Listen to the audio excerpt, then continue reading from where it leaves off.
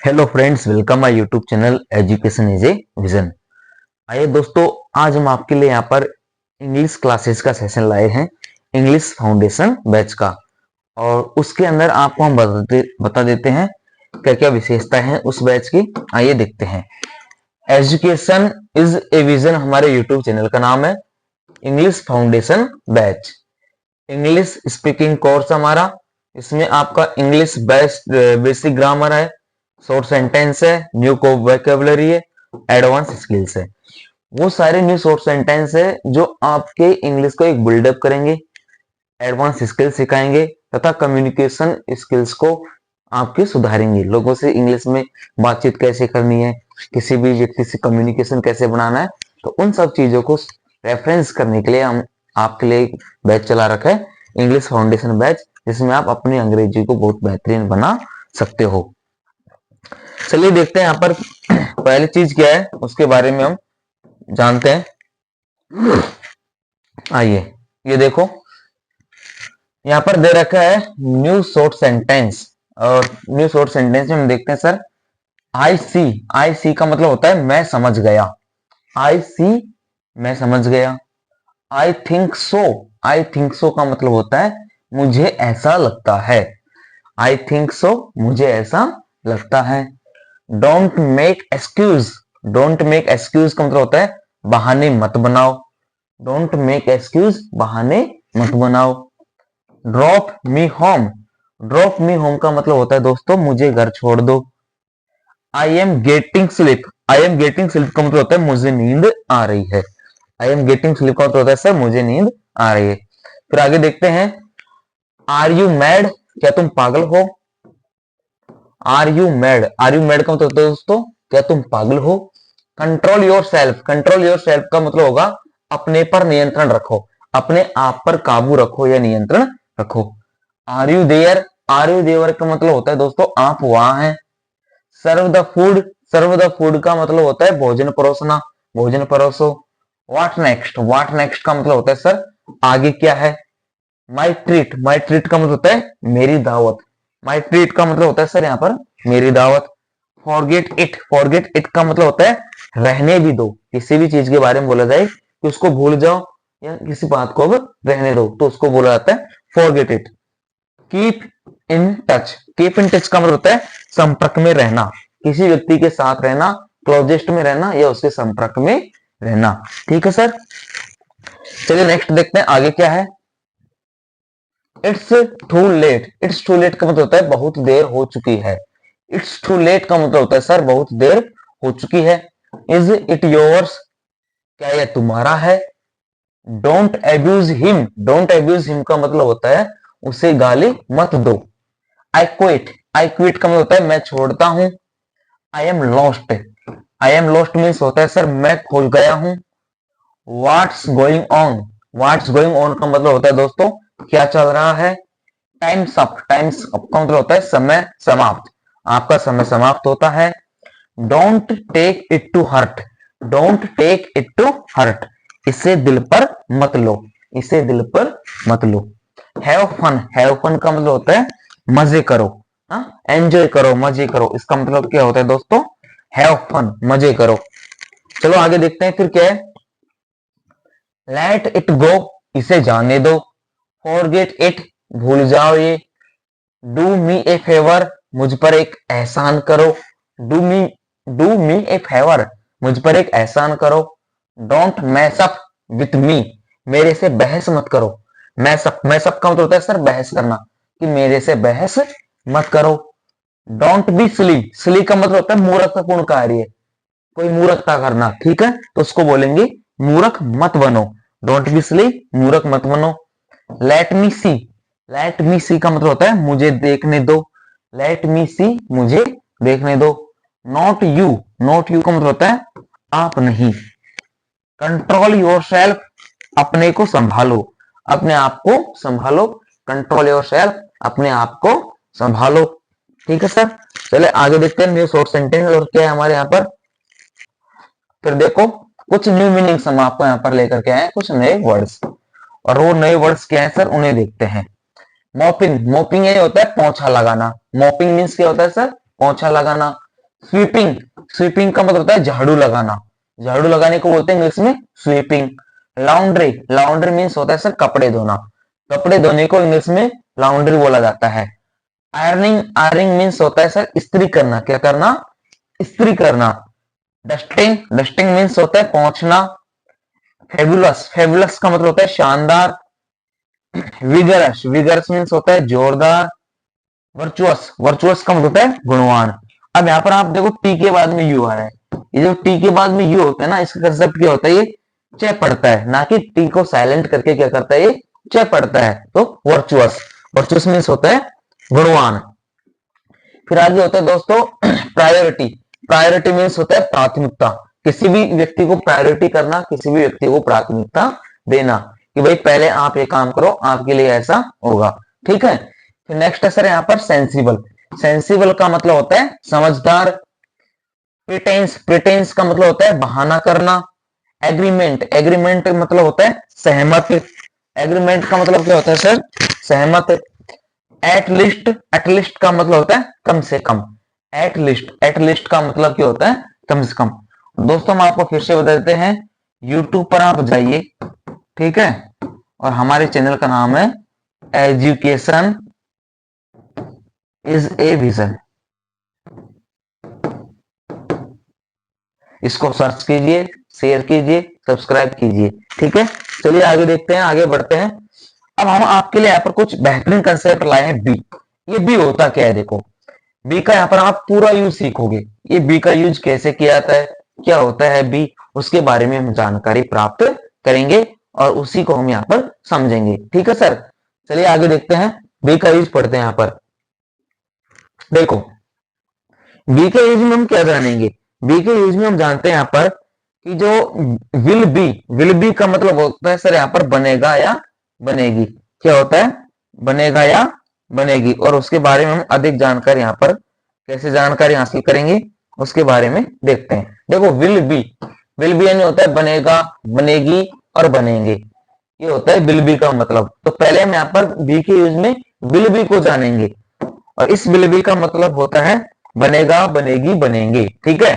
जैसे वह डॉक्टर बनेगा, वह डॉक्टर बनेगा, इंग्लिश में क्या बोलेंगे, he will be a doctor, he will be a doctor.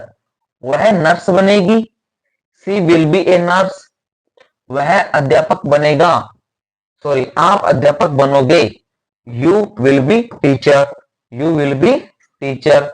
हम सब ईमानदार बनेंगे, हम सब, we all will be honest, we all will be honest. वे सब होशियार बनेंगे, they all will be intelligent, they all will be intelligent. मैं एक इंजीनियर बनूंगा, I will be an engineer, I will be an engineer. वह एक शैतान बनेगा, he will be a evil, evil means क्या होता है सर, दुष्ट या शैतान व्यक्ति, उसको क्या बोला जाता है, एविल बोला जाता है, ठीक है। फिर नेक्स्ट है यहाँ पर कैन बी, अगला क्या है दोस्तों आपका कैन बी। कैन बी का मतलब होता है जा सकता है, जा सकती है, और इसमें क्या करते हैं, कैन बी प्लस वर्ब की थर्ड फॉर्म का यूज किया जाता है। जैसे तुम्हें बुलाया जा सकता है, you can be called, you can be called. मुझे नहलाया जा सकता है, I can be bathed, I can be bathed. चलिए अब आगे देखते हैं डिड का यूज, यहाँ पर किसका यूज, डिड का use, use of did. Did का यूज कहां करते हैं, कैसे करते हैं, उसके बारे में जानेंगे। देखो सब्जेक्ट कोई भी हो, यहाँ पर पहले हमने डिक्लेरेशन दे दिया आपको, एक चीज पहले हमने की पॉइंट कर दिया कि सब्जेक्ट चाहे आपका कोई भी हो, कोई सा भी सब्जेक्ट हो, सिंगुलर हो चाहे प्लूरल हो, सबके साथ डिड का यूज करते हैं, सबके साथ में डिड का यूज करेंगे। और डिड मेनली होता है did plus negative plus B first है, क्योंकि जब सिंपल पास्ट होता है उसमें वर्ब का सेकंड फॉर्म यूज करते हैं, ना कि हम डिड का यूज एचवी में करते हैं। एचवी में डिड का यूज कब करेंगे, जब सेंटेंस नेगेटिव हो और इंटरोगेटिव हो, उस कंडीशन में डिड का यूज किया जाता है, ठीक है। जैसे एग्जांपल दे रखा आपको यहाँ पर, आप इसको बारीकी से समझना। वह आज ऑफिस नहीं गया, वह आज ऑफिस नहीं गया। अब आज, आज को आप बोलो सर प्रेजेंट टेंस है, हाँ प्रेजेंट टेंस है, लेकिन इस प्रेजेंट टेंस में काम हो चुका था, घटना हो चुकी थी, टाइम जा चुका था, तो उसको हम पास्ट में ले लेंगे, सिंपल पास्ट में ना। और पास्ट सिंपल पास्ट नहीं है, अभी पास्ट क्या है, फर्स्ट इंडेफिनेट का इंटरोगेटिव सॉरी नेगेटिव सेंटेंस है, सिंपल नेगेटिव। देखो वह के लिए हमने यूज किया सब्जेक्ट ही, ठीक है। अब हेल्पिंग वर्ब क्या आएगी, डिड, नेगेटिव का not, first form go to office today, he did not go to office today, ठीक है सर। चलिए आगे देखते हैं, क्या वह आज ऑफिस नहीं गया। और यहाँ पर इंटेरोगेटिव का शब्द हो, और इंटेरोगेटिव में जब क्वेश्चन मार्क शुरू में पूछा जाता है तो उसकी शुरुआत एच बी से की जाती है।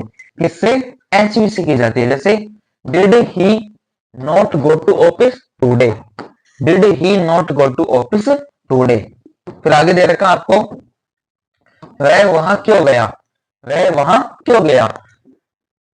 अब इसमें सेंटेंस में देखो प्रश्नवाचक कहाँ है सर, बीच में है, तो उसके लिए किसका यूज करते हैं हम, डब्ल्यू एच वर्ड्स का। अब डब्ल्यू एच वर्ड्स में प्रश्नवाचक है सर क्यों, क्यों को इंग्लिश में क्या लिखा जाता है, व्हाई। आगे समझ में, why did he go there, why did he go there, ठीक है।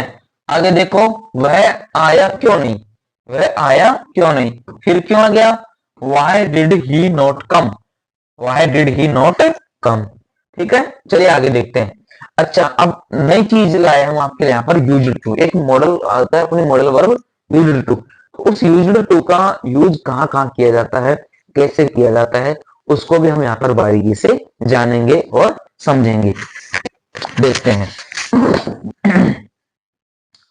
अच्छा ये यूज्ड टू होता क्या है, थोड़ा इसके बारे में हम जानकारी लेते हैं। देखो यूज्ड टू एक मॉडल वर्ब होती है ना, सेंटेंस के जरिए पुरानी आदतों को बताने के लिए, जो आपकी पुरानी हैबिट्स हैं, पुरानी आदतें हैं, उनको बताने के लिए हम सेंटेंस में किसका रेफरेंस करेंगे, यूज्ड टू का, यूज्ड टू का यूज करते हैं। अपनी कोई पुरानी आदत है, पुरानी बातें हैं, उन सबको बताने के लिए हम सेंटेंस में यूज्ड टू का यूज करेंगे, ठीक है सर। जैसे अब यहाँ पर आपको पहला सेंटेंस दे रखा है, फर्स्ट सेंटेंस क्या है हमारा, हम लोग उनसे मिला करते थे, हम लोग उनसे मिला करते थे। अब इसमें साफ कह रखा है कि हमारी जो पुरानी आदत है, अब पुरानी आदत आएगी तो पुरानी आदत का मतलब पास्ट में जाएगी बात, तो पहले मिला करते थे, ठीक है। We used to meet him, meet him, वह स्कूल से बंक किया करता था। He used to bunk from school, he used to bunk from school. वे लोग दवा खाया करते थे, they used to eat medicines, they used to eat medicines। फिर आगे सेंटेंस है, मैं वहां खेला करता था, I used to play there। मैं क्रिकेट खेला करता था, I used to play cricket, I used to play cricket। तुम उसे पीटा करते थे, you used to beat him, you used to beat him। वह रोज लेट आया करती थी, she used to come late daily. उसे शराब का लत था, ही यूज्ड टू ड्रिंक। मैं धूम्रपान का आदी था, यानी मुझे आदत थी धूम्रपान की, आई यूज्ड टू स्मोक। मैं क्रिकेट नहीं खेला करता था, I did not use to play cricket.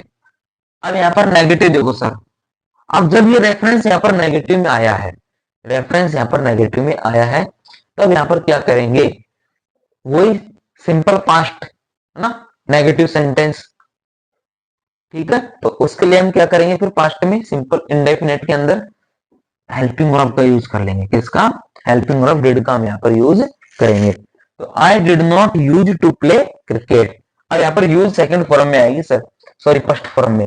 ये जो सेकंड फॉर्म थी, ये जो सेकंड फॉर्म थी समझ लो किसके लिए थी, समझ लो सिंपल पास्ट के लिए। सिंपल पास्ट का जो फर्स्ट पॉजिटिव सेंटेंस का जो सेंटेंस होता है उसके लिए हम सेकंड फॉर्म का यूज करते हैं, और नेगेटिव इंटरगेटिव आने पर डिड प्लस फर्स्ट फॉर्म का यूज करते हैं, इसलिए यहाँ पर यूज्ड टू की जगह सर यूज आया है। फिर आगे सेंटेंस देखते हैं, तुम उसे पीटा करते नहीं पीटा करते थे, you did not use to beat him. वह रोज लेट नहीं आया करती थी, she did not use to come late daily. वे शराब नहीं पिया करते थे, they did not use to drink alcohol. वह घूमने नहीं जाया करती थी, she did not use to go for a walk.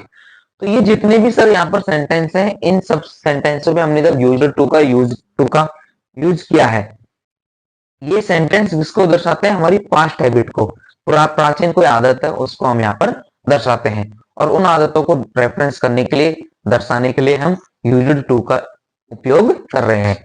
चलिए आगे देखते हैं, फिर कुछ नए शॉर्ट सेंटेंसों के बारे में जानते हैं। जो शॉर्ट सेंटेंस यहाँ पर क्या है, देखिए।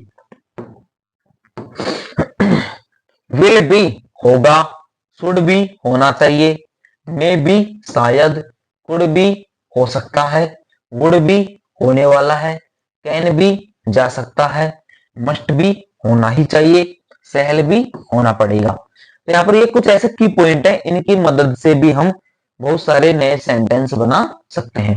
फिर आगे आपको दे रखा है दोस्तों, देखो आगे यहाँ पर क्या दे रखा है, फॉर।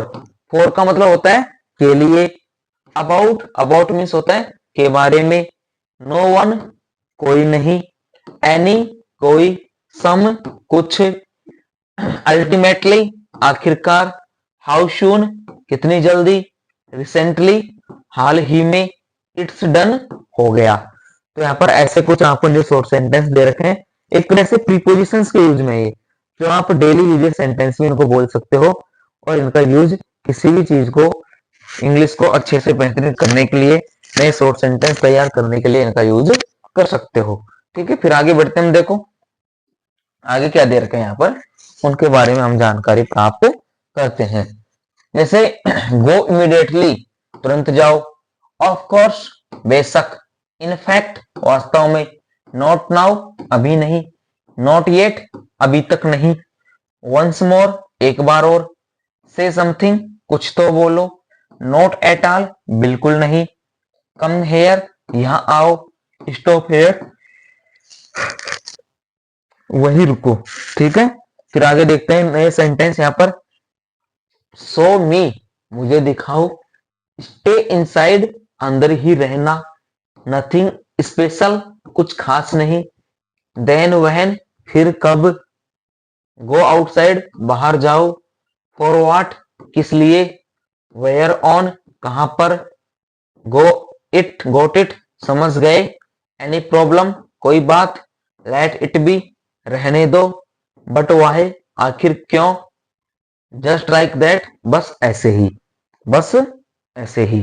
ठीक है, फिर आगे देखते हैं सर, डेली यूजेज सेंटेंस है यहाँ पर, क्या पूछना है, व्हाट टू आस्क, क्या कहना है, व्हाट टू से, क्या करना है, व्हाट टू डू, क्या पढ़ना है, व्हाट टू रीड, क्या पीना है, व्हाट टू ड्रिंक, हाँ जरूर, यस श्योर, मेरा पेट भर गया, आई एम फुल, नहीं मैं नहीं हूं, नो आई एम नॉट, कभी नहीं कभी नहीं, नो नॉट एट ऑल, मुझे सर दर्द है, I have headache, I have headache. तो सर ये यहाँ पर ऐसे कुछ न्यू शॉर्ट सेंटेंस थे जो आपकी इंग्लिश को एक बहुत ही बेहतरीन प्लेटफॉर्म देंगे, आपको सिखाने का, आपको बताने का कि इंग्लिश का यूज कैसे करना है, और कैसे इन शॉर्ट सेंटेंसों का यूज करके अपनी स्किल्स को कैसे आगे बढ़ाना है, ताकि आप किसी से भी जो कम्युनिकेशन करो, बातचीत करो, तो बहुत ही बिल्ड कॉन्फिडेंस के साथ कर सको।